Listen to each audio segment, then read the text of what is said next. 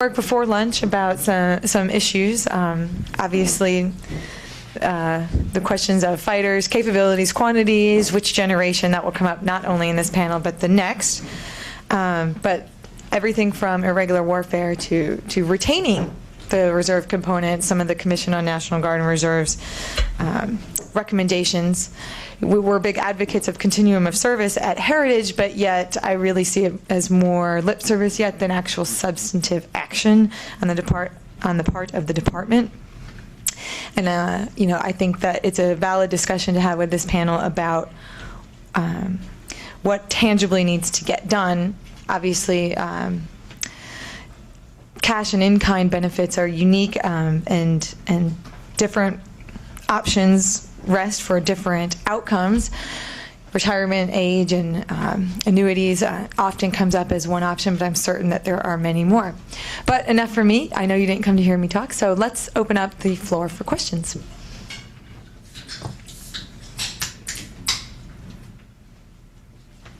Who's sending questions back?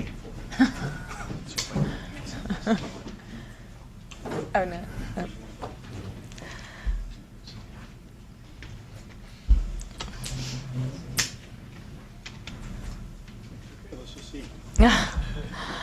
Okay, so we're going to go ahead and get started. We'll kick off our conversation with some modified questions that I have that were pre-submitted by some of you, and I think some of the hot topics. Why not just kick it off with the ever-popular fighter gap? It's something that Congress has been talking a lot about. As all of you know, the Defense Authorization Bill is moving through the House and the Senate tomorrow. Each component and each service has a different fighter gap facing it, some earlier than others, some much larger than others. Talking about the Air Reserve component, I would like to pose it to any panelist who would like to answer, all of you, one of you. How will the fighter gap affect Air Guard and Reserve units? Of course, as I mentioned before, General Schwartz has taken a pretty firm position. In fact, I believe when he was at Heritage, he said, read my lips, no NO, no more fourth-generation fighters. 4.5, whatever. He wants to go all in, both feet, F-35, Joint Strike Fighter, and no turning back. Is that the right plan? No, let's tell him it's the wrong plan. No, that's what he wanted to do. That's the right plan. I think what it does, as those fourth-generation fighters start migrating more into the Guard or Reserve, we could even see potentially some of the numbers increase that we have or remain steady, assuming that Glenn can fix some of the issues with the wings falling off stuff. I think the Negria becomes even more important because the Air Force is just not going to have a lot of the funds to upgrade their legacy force, and I think a greater proportion of all those upgrades for fourth gen are going to come from the Guard or Reserve. So we really need to look at what we spend Negria on and get the most bang for the buck. You can look across Negria and has it changed over the years. Some years it's for the Air Force Reserve, I think it's in the $200 million range. Other years, I think it's dropped into the $30 million range. Difficult to program with numbers that change that much, but again, for F-15s, F-16s, A-10s, I think you're going to see the ARC doing most of the modernization on those aircraft. For the weapons platforms themselves, the solution is just pure math. The F-16 service life has been extended to 8,000 hours. We're working that right now. Our average fleet or the average for our fleet is right around 5,200 hours. And the question is, what sort of mix do we need to put together to get the best shelf life out of the weapon system? Depending on whether we go with a 1.75 or a 2.25 crew ratio will tell us how long the aircraft will last. There's nothing cosmic about it. On the A-10s, we're real fortunate. The average fleet, or the fleet average, is around 8,000 hours. We've got 16,000 hours of shelf life, so I don't see any problems with that platform. Pretty simple answers.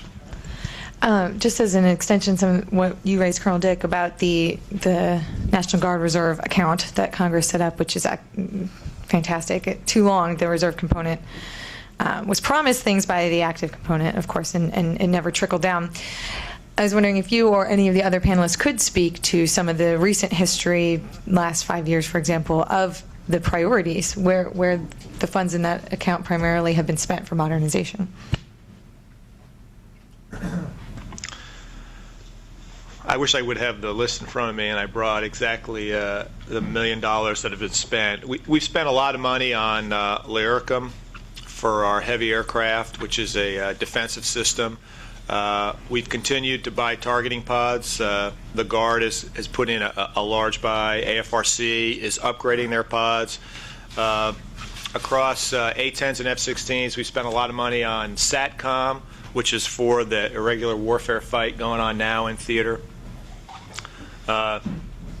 Sir, what else have we been spending money on? No, Dallas, I'm looking right at you.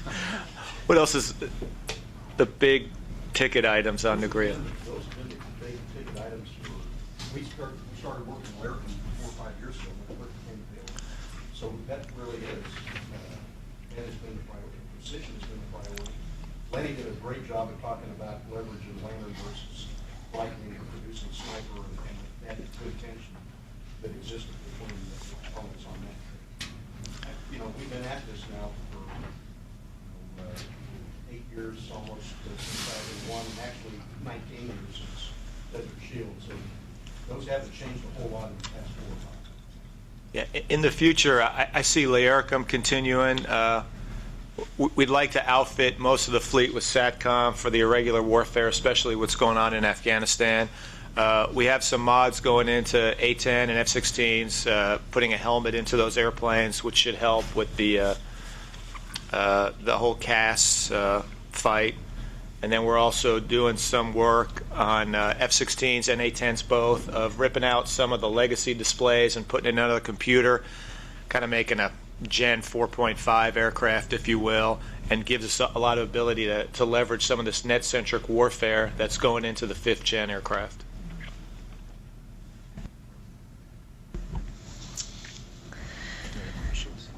Oh, yes, please. Would you hop up to the mic? Thank you. You've alluded to this making irregular warfare part of some of the modifications you're doing. I'm sort of interested both from an industry perspective and from trying to keep some sort of sense between what's going on at the SecDef, but it seems to me like a lot of the requirements book, particularly for the Air Guard, is identified in almost every weapon system the need for some type of data link, a common data link. And we all know at OSD they're going to net-centric warfare. It seems to me that a lot of the legacy aircraft that we have right now could be blended into that net-centric operation for a fairly reasonable price. You could put it on a tanker. If the tanker's flying along and it's a node in the network, it doesn't know that. It doesn't need to know that. But your thoughts on that? Yeah, actually, that's a great point. At the test center, we flew, we developed I'd say our own data link, but that would be a lie. It was at the time, the Air Force had Link 16 MIDS terminals, and there's just no way we could afford them in the ARC.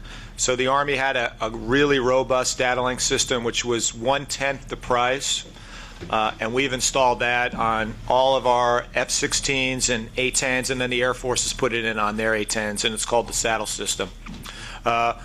We have programs now to basically finish out the fleet of all the CAF and all the MAF airplanes with a saddle type system. So H-860s, it's been a very, very slow program, but they should be getting saddle within the next year. The MC and HC-130s, we've just done tests to put saddle in those aircraft, and then all the slick C-130s. We also have, we call it our Arctic program, where we're putting in saddle data links and beyond line of sight links because of their mission.